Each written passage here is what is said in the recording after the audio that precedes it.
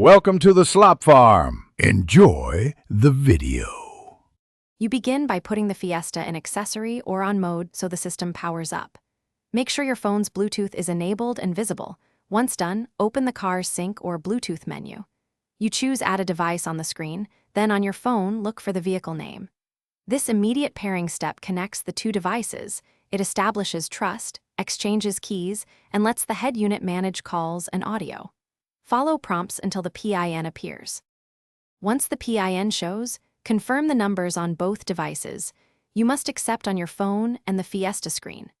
After pairing, allow contacts and call history access so voice calling and caller ID work smoothly.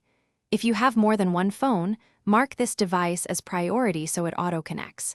Make sure Bluetooth audio is enabled for media playback. You'll want to name the device for easy recognition later and adjust volume presets so incoming calls are audible without startling. You finish by making a test call and playing a short audio track to confirm both mic and media paths are working. Adjust phone and car volumes if levels are off. If the phone won't connect, restart the phone and cycle the car's sync system. This clears transient Bluetooth states. Should issues persist, remove obsolete devices from the sync list and repair.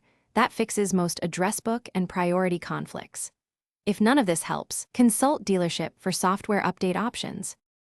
Thanks for watching. Consider subscribing if we helped you today.